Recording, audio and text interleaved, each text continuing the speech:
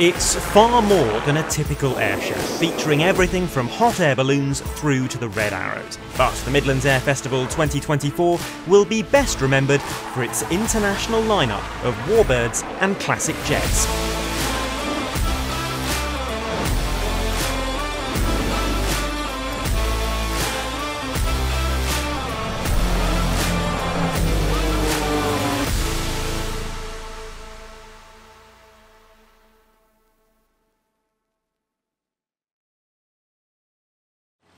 The warmest of welcomes to Ragley Hall, home of the Midlands Air Festival. This is an event we have never missed. Our 6th visit for Airshow Dispatches to this delightful show held in the most beautiful of settings, a garden designed by none other than Capability Brown. Part flying display, part balloon festival, part fireworks spectacular. This is a truly unique event on the British airshow circuit. Let's take a look at the lineup and running order. We start with the classic jets, Draken, Gnat and JP3, then the other warbirds including the DC-6 and B-25 of the Flying Bulls. Formation teams and barnstorming make up the next segment of the programme. That will be followed by the RAF displays, Typhoon, Tutor and Red Arrows, and we'll wrap things up with the night show featuring Chris Burkett in the Extra 330 and airborne pyrotechnics. Let's start with arguably the headliner, as far as many aviation enthusiasts were concerned, the Sabre J35J Draken.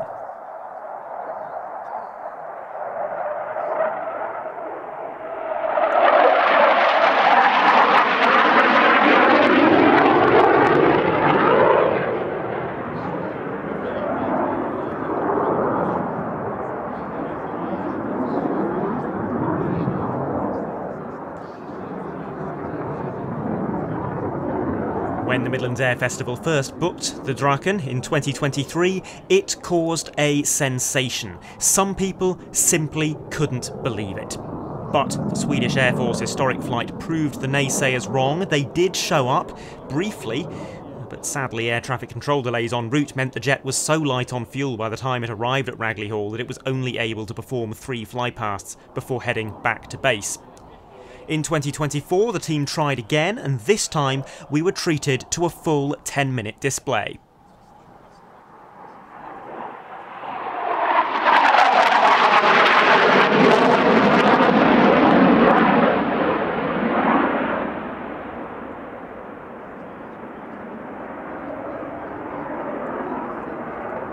The Draken at the time of its construction was one of the most advanced fighter aircraft in the world, the first in-service double-delta fighter, allowing for good performance at both low and high speeds. Powered by a Swedish licence-built version of the Rolls-Royce Avon, it had an impressive top speed of Mach 2.3 and a service ceiling of 66,000 feet. Those stats remain competitive even compared to the fighters of today.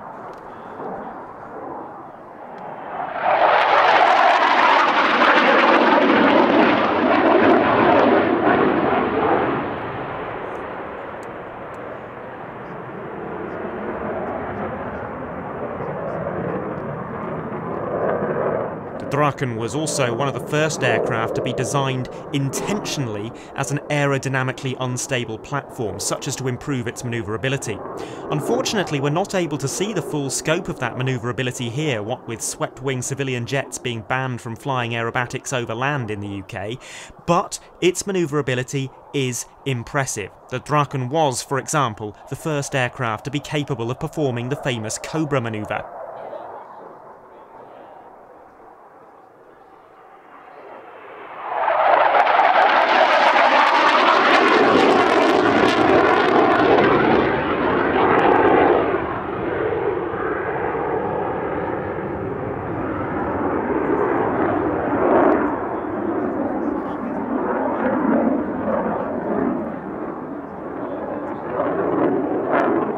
The downside of that manoeuvrability in the era before fly-by-wire was that the Draken could bite the unsuspecting pilot. It was difficult to land, and if not handled with care, it was capable of entering a state known as superstall, an uncontrollable stall with extremely high angles of attack.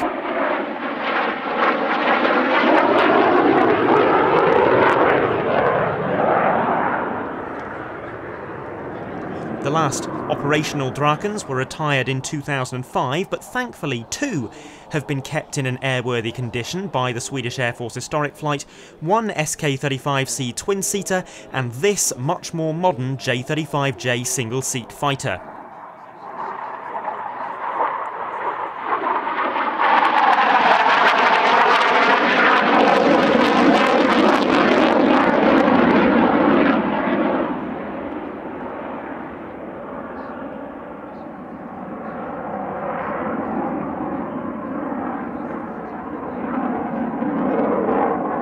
A rare treat too to see the fallen Gnat performing at a British flying display for the first time in 5 years.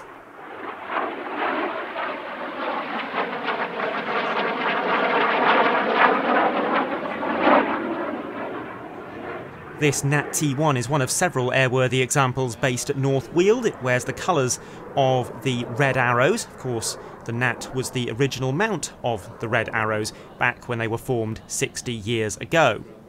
It's a tiny aircraft. Gnat pilots often say that you put it on rather than got into it.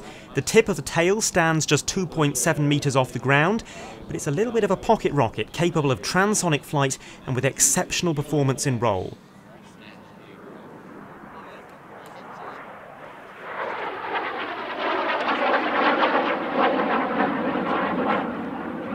The Gnat could roll at 360 degrees per second.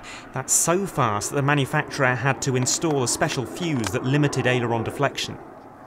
The Red Arrows found out about this and removed the fuse, or so the story goes, allowing them to fly enormously impressive twinkle rolls. But the uninhibited roll rate was so fast that it actually created a risk of structural failure of the tail fin, and eventually the Reds were ordered to replace the fuse.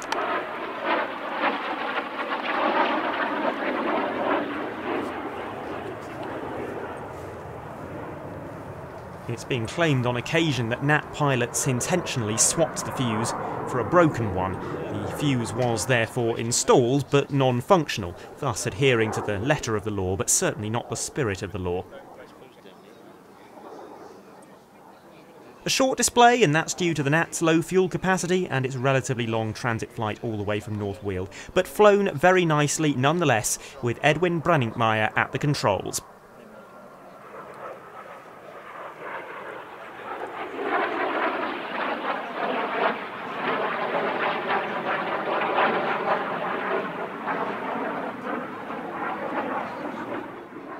Here comes Mark Hooton in the Jet Provost T3A, another aircraft that we don't see out on the circuit very often.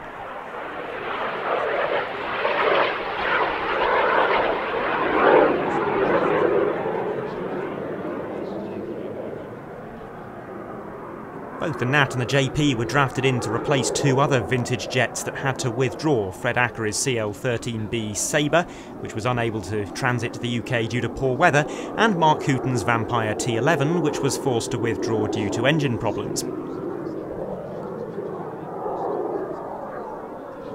The Jet Provost was a bit of an experiment. It was decided that in the jet age, providing elementary flying training on piston aircraft and then transitioning to jets was an unnecessary complication, and it might be more efficient if pilots learned to fly jets from the outset. At the time, the experiment worked. Jet Provost trainees were making it onto frontline squadrons quicker than their counterparts starting in piston-powered aircraft.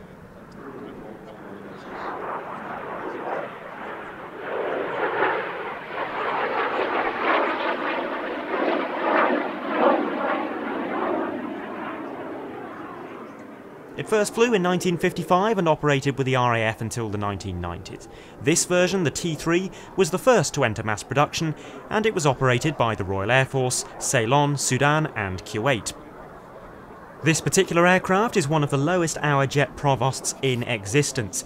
It flew with 1 FTS, a Royal Air Force training unit, which was founded back in 1919, making 1 FTS the oldest military flight training school in the world.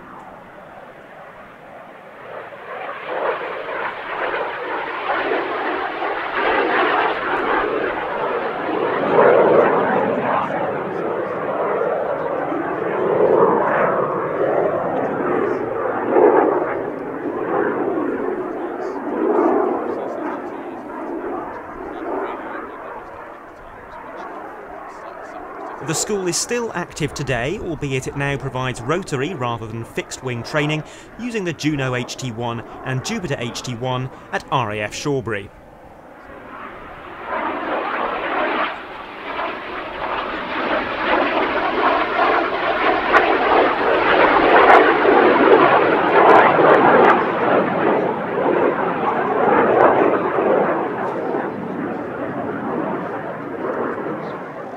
Next up, the Bronco, starting with an aileron roll.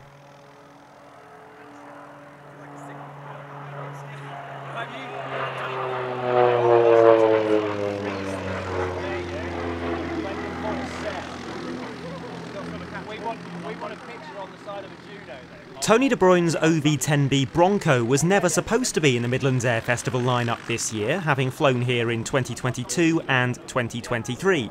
But it was drafted in at the very last minute to make up for other cancellations in the flying programme.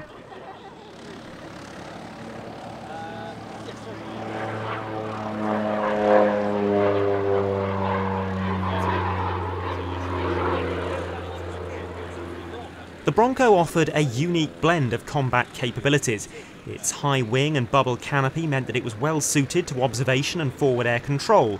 Its excellent manoeuvrability made it a viable ground attack platform, and its cargo bay and clamshell doors meant that it could perform light transport duties, resupply and casualty evacuation.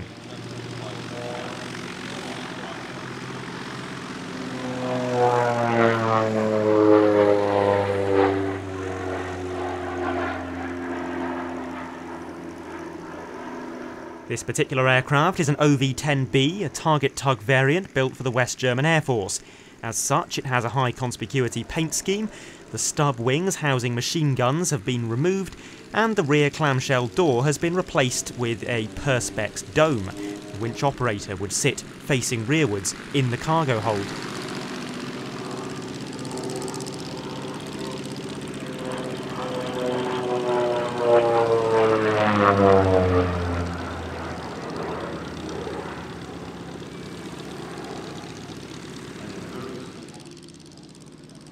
Now, to end Tony's display, a very impressive wing rock.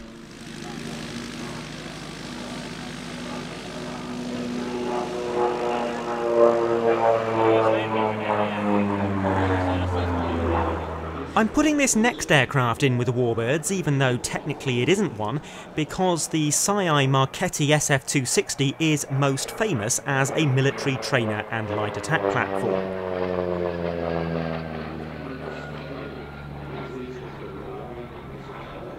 The F260 was designed in Italy in the early 1960s by Stelio Frati and was popular right off the bat thanks to its high speed, a cruise speed of 180 knots, and its benign handling characteristics.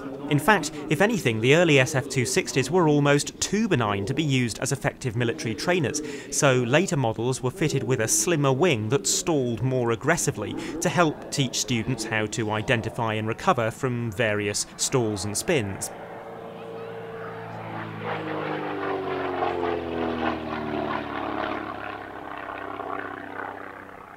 The SF260 has been used by 33 air arms, of which more than half still operate the type today, and it remained in production up until 2017.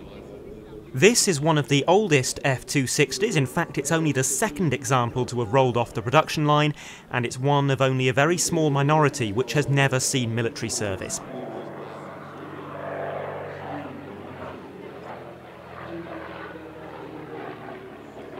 It's flown here by its owner, Paul Freeland, and this was Paul's first ever fully aerobatic airshow performance. Next up is the only act to have flown at every single edition of the Midlands Air Festival, Kevin Hale in his Oster AOP-6.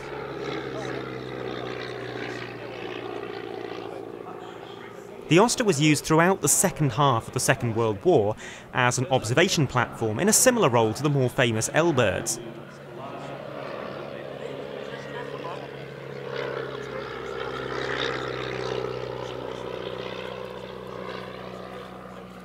This one, however, was built in 1946. It's a post-war model with a larger engine, a stronger fuselage and a bigger propeller. Around 400 AOP-6s were produced for the Royal Air Force, and they served until the late 1950s.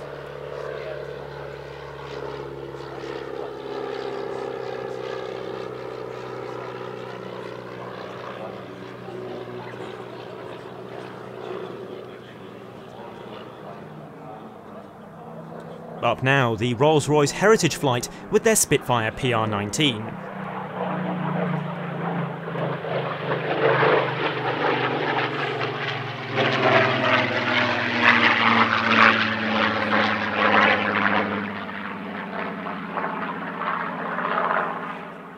It was supposed to be performing a duo display with their P-51D Mustang, but sadly the latter is still in winter maintenance.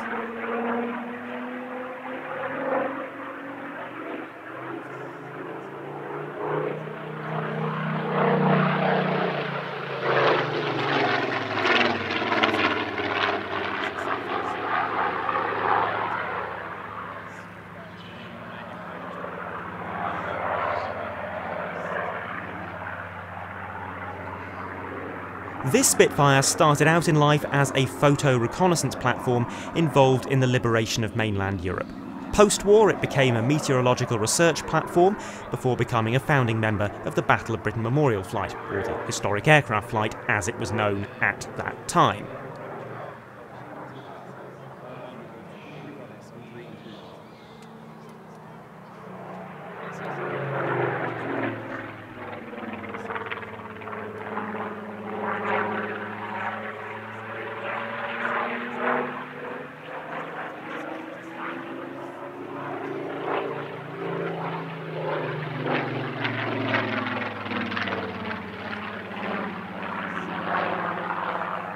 This, sadly, was the only Spitfire at the Midlands Air Festival. The Battle of Britain Memorial Flight had been due to bring one of theirs, but the flight is currently grounded following a fatal accident at the end of May.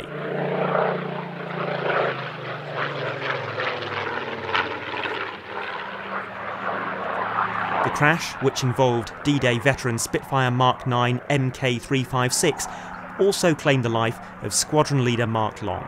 He was the 2016 RAF Typhoon display pilot, and more recently he'd spent 3 years flying for the BBMF. Later this summer, he had been due to take charge of the BBMF as officer commanding. We'll see a tribute to him later on in the flying programme.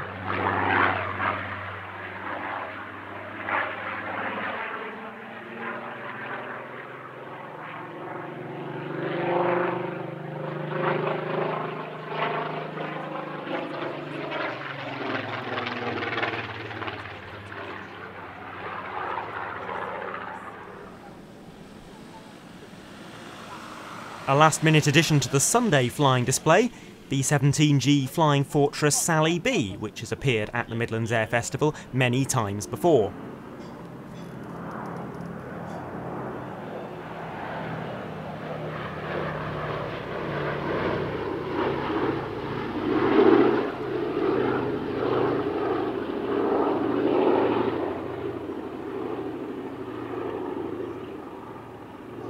This B-17 was built in 1945, just too late to see service in the Second World War.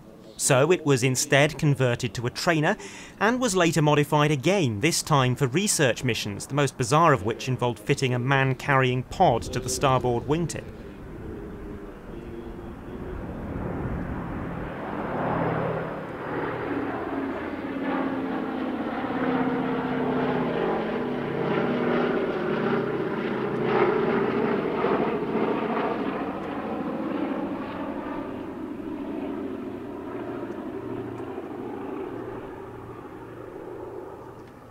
In 1954 it moved to France and was used for cartographical research flights before being sold onto the private market in 1975. It was purchased by the British businessman Ted White, who restored it to its wartime appearance and named it Sally B in honour of his partner Ellie Sallingboe. Ted White is sadly no longer with us, but today Ellie has taken up the mantle and continues to lead the operation that flies this extraordinary aircraft.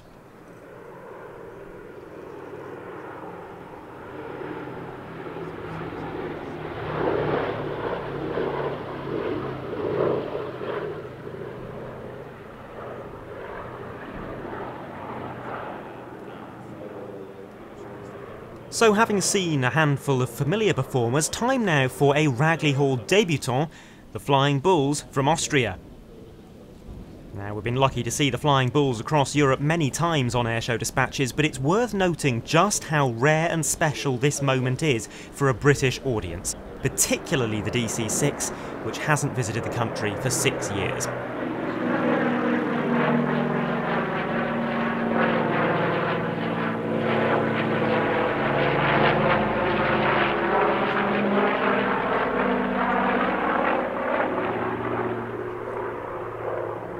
This is the only airworthy DC-6 in Europe. The Flying Bulls call it the crowning jewel of their fleet.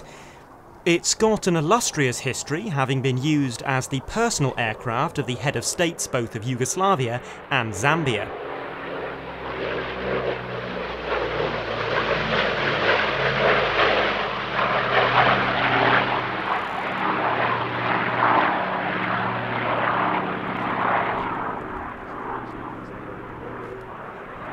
The aircraft was abandoned in Lusaka until it was purchased by an aviation collector in Namibia, who began a restoration to flight.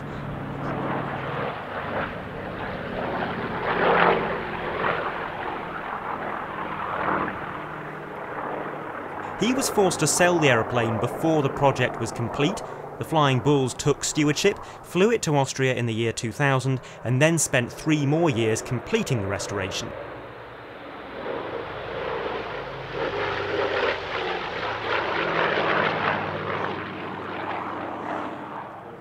The B-25 next, this time not quite so rare, as there are 2 airworthy B-25s in Europe.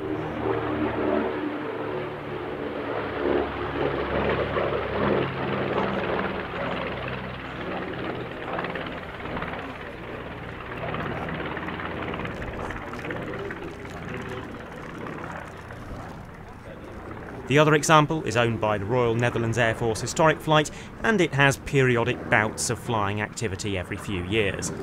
There's also about to be a 3rd Mitchell in European skies, because B-25 Grumpy, formerly operated by the Fighter Collection at Duxford but more recently based out in the USA, has been purchased by Swiss warbird collector Hugo Matisse and will shortly be relocated to Switzerland.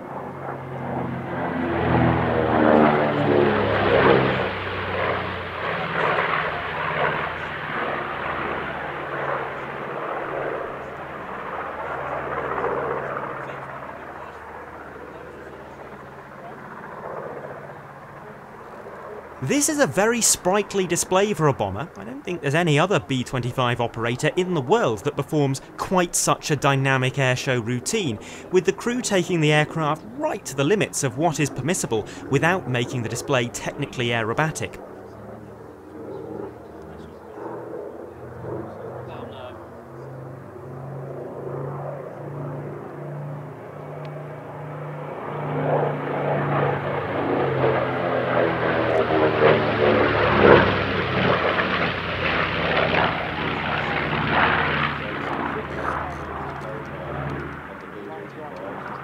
Here's an example of that, the crew taking the aircraft just shy of the knife edge in an on-crowd wing-over.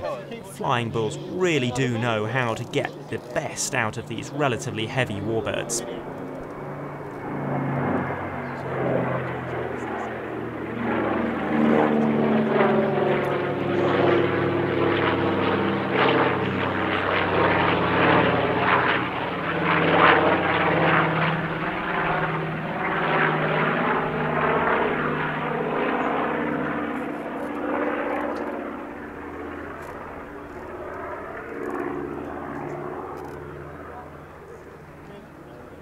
The Flying Bulls had also been due to bring their P-38 Lightning, which is the only airworthy example of its kind in Europe, and their aerobatic Bronco Bo 105 helicopter display, which hasn't been seen in the UK for many years. Unfortunately, those 2 items were scuppered by the same weather system that prevented Fred Acker's Sabre from making it to the UK.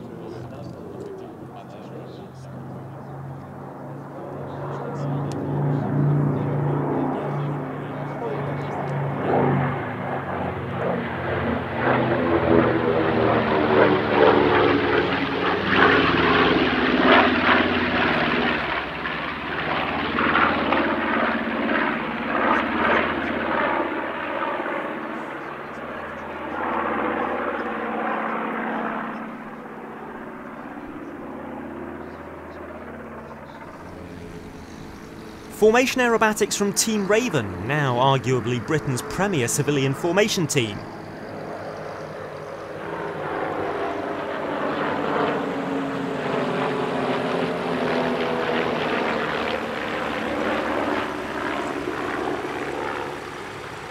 Perhaps even Europe's premier civilian formation team, in fact. They're very prolific. They're flying over 30 displays this year at shows in the UK, France, Spain, Portugal and Ireland, and they're really the only big civilian formation team performing at quite so many shows across such a large geographical area. The performance is in many ways comparable to the professional military jet teams, a similar level of complexity and variety, lots of different groups of aircraft taking turns to fly manoeuvres to make sure there's always something happening in front of the crowd. They're a very enjoyable team to watch indeed.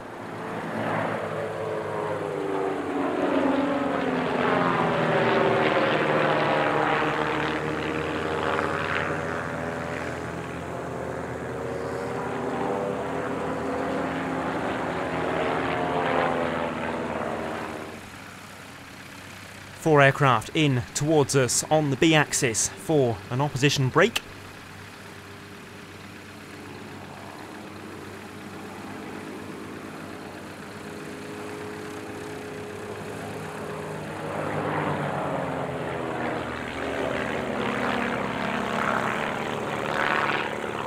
And here comes their trademark manoeuvre, the Twizzles.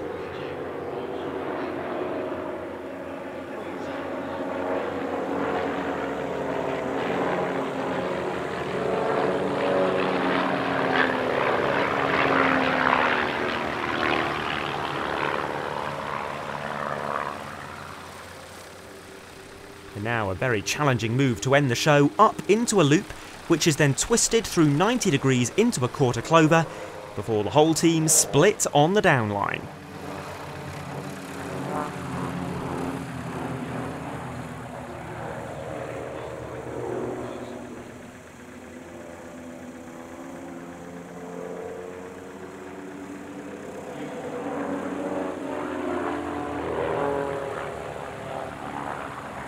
From team aerobatics to solo aerobatics, Chris Burkett in the Extra 330 SC. He usually flies the Extra 300S, but that aircraft is currently on a ship, making its way back from the Philippines, where Chris has been performing as part of the Global Stars aerobatic team.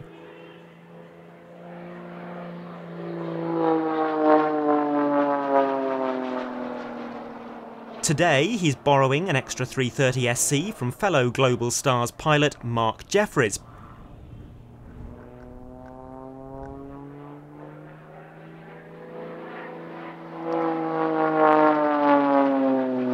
Compared to the Extra 300S, this aircraft has 15 extra horsepower, it's 15 to 20% lighter, and it has a cleaner fuselage profile.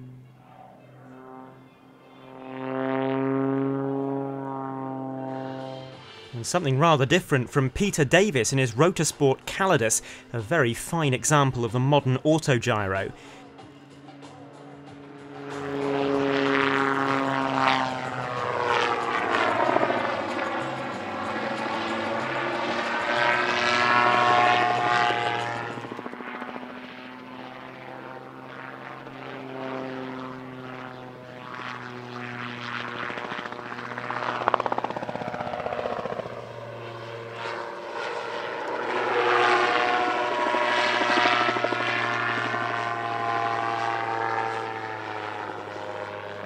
It has many of the benefits of a small fixed-wing aeroplane, namely a respectable cruise speed of around 85 knots, an enclosed cockpit and a 500-mile range, but it also has exceptional STOL performance, requiring only 10 to 70 metres of runway.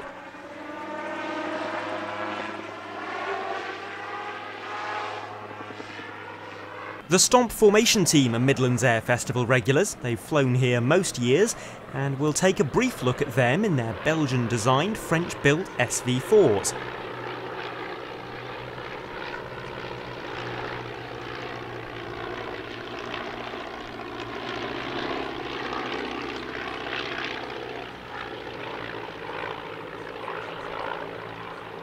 And then we'll canter through some of the other civilian performers apace. But first, here come the Stomps for an opposition break.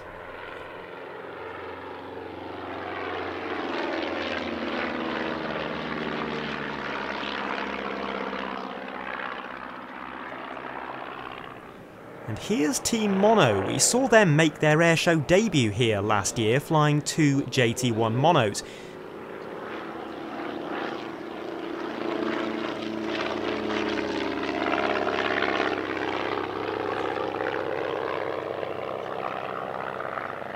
Now they return to Ragley Hall to debut a new act, 1 Mono and 1 Skybolt, in a display that was described to me as the Skybolt flying around for a bit and Ben in the Mono doing whatever he possibly can to try and keep up.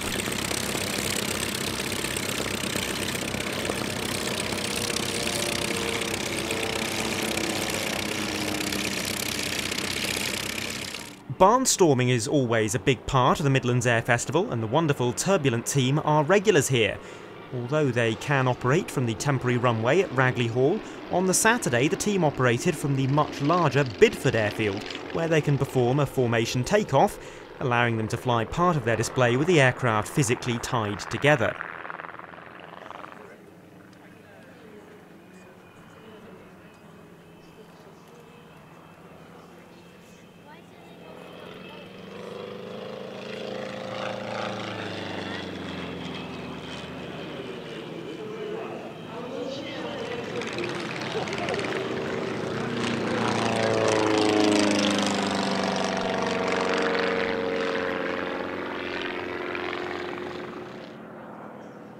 And now the Aero Supermatics wingwalkers with their highly modified Boeing Stearmans.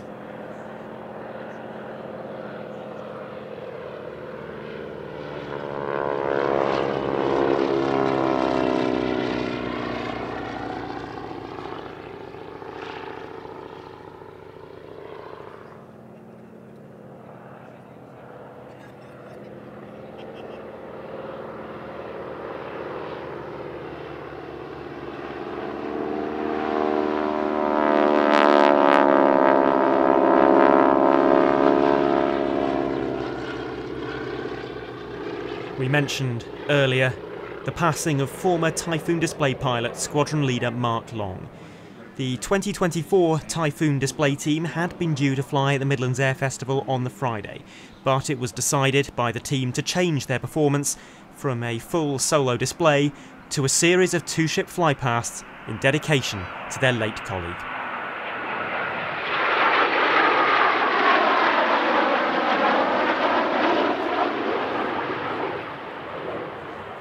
In now, from the right, 2 Typhoons for a missing man flyby.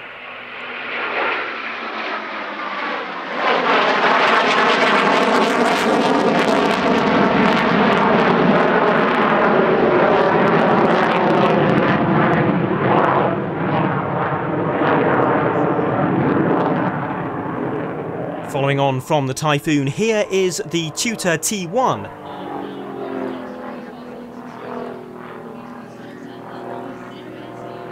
Flown by Flight Lieutenant Bob Dews in his first airshow performance as he takes the reins for a 2-year stint flying the display. We're back to seeing that black and yellow experimental paint scheme that we saw used at a couple of early season shows in early 2022. The majority of the RAF training fleet is painted black, which is deemed to be the best high conspicuity aircraft paint colour. The Tutors can't be painted black because the carbon composite airframes would get too hot on sunny days, so historically the Tutors were painted white. In 2020, this one was painted yellow on the top and black on the underside as part of a trial of several different high conspicuity paint schemes. But evidently, it wasn't judged to offer a significant improvement because the rest of the fleet has remained in its original colours. Making their 2024 UK debut at Ragley Hall, it's the Red Arrows.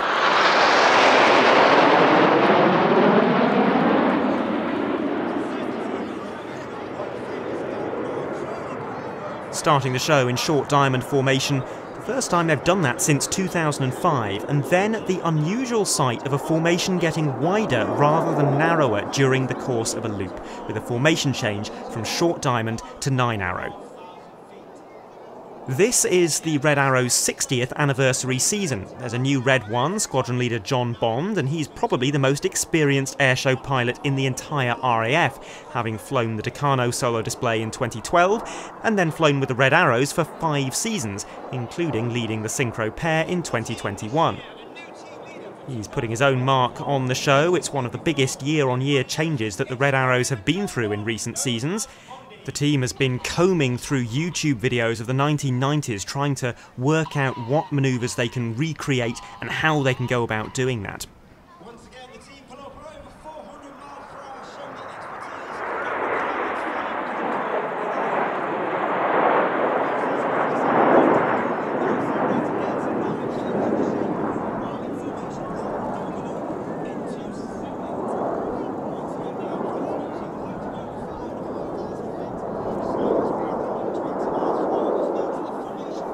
The fact that they've been going through those old videos from the 90s and reinventing manoeuvres is even more impressive when you consider the context of pre-season training this year.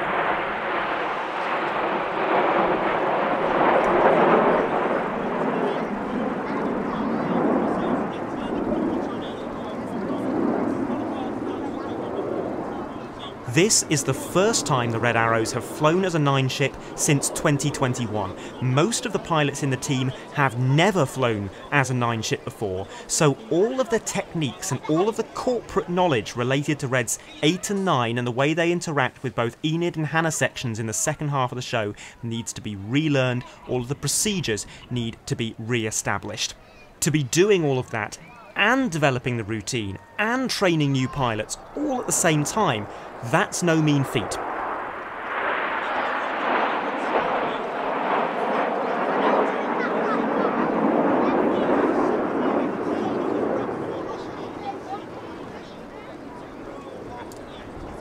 Wonderful blue skies for that Phoenix present.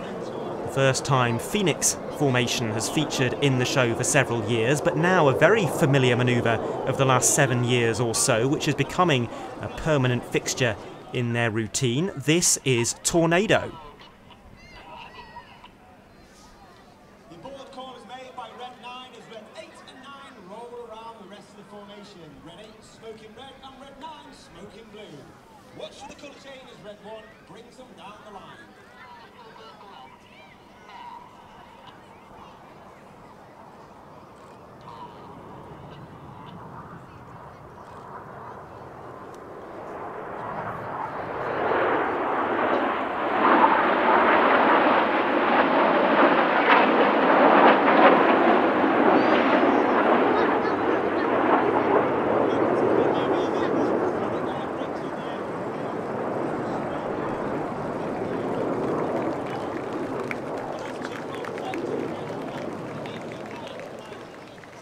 And here comes a manoeuvre not seen since 1993, a flat version of the 5-4 split.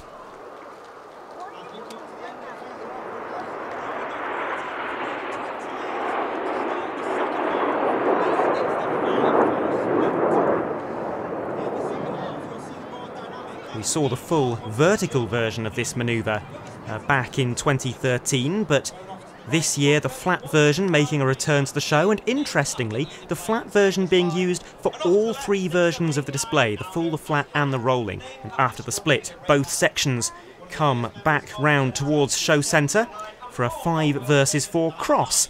It feels a little Frecce Tricolore-esque, although the Reds haven't quite got the setup manoeuvres as slick and seamless as the Frecces. It does feel like there's a fair amount of repositioning going on either side of this cross.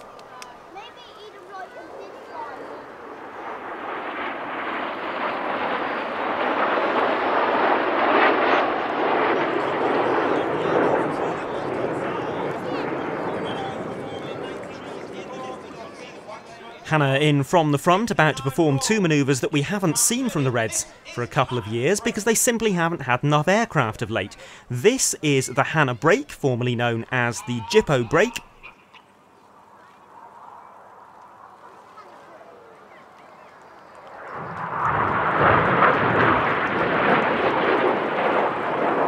And next up it'll be the crossover that we used to call the Jippo pass. Now it's the Hannah pass.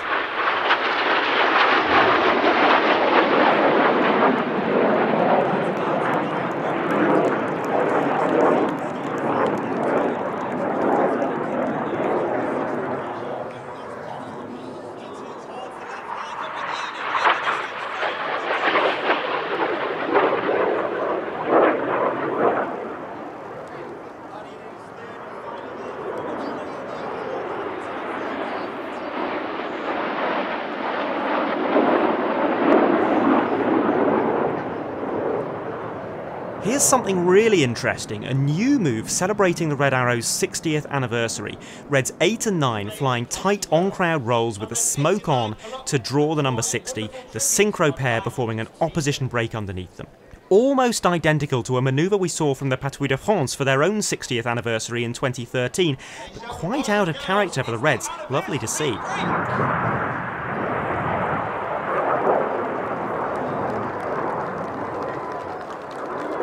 A return to form after 2 very difficult seasons, and now, with the challenge of relearning those 9-ship techniques having been dispensed with, the mouth really does water while thinking about where John Bond might take this display over the next couple of seasons.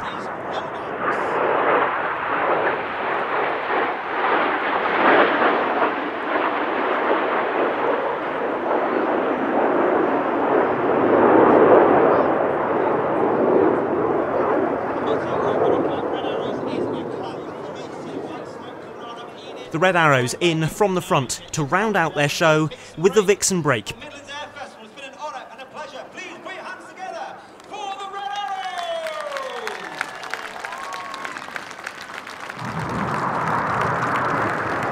Well, that wraps up the main flying display, but there is so much more to the Midlands Air Festival than that. The gates are open from dawn until after dark, with model aircraft displays, hot air balloon inflation demonstrations, mass balloon launches, one of them featuring upwards of 130 balloons in one go this year, a night glow, fireworks and pyrotechnic displays.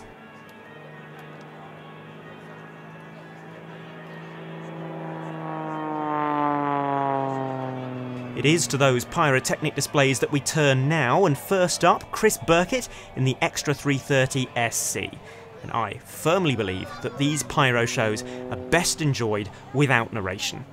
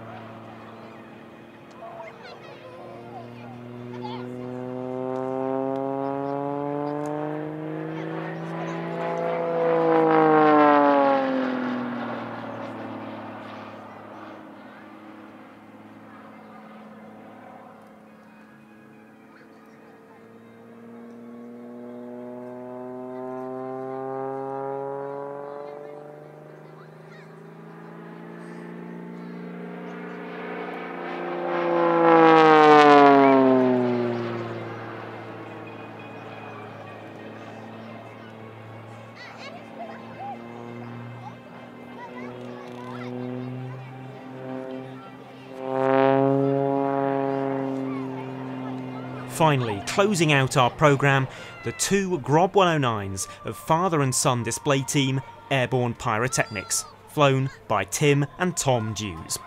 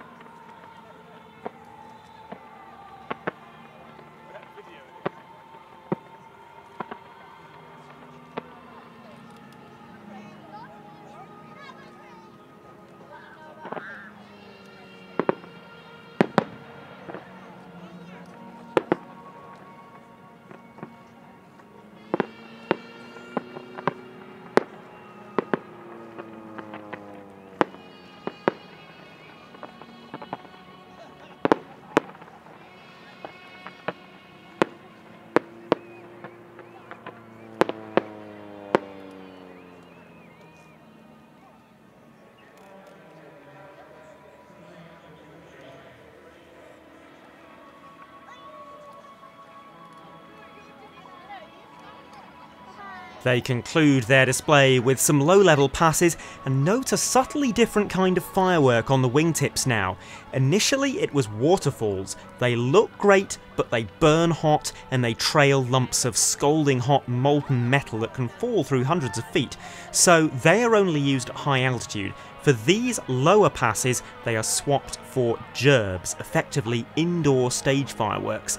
They're not quite so vivid, but they definitely won't set fire to the showgrounds, so swings and roundabouts.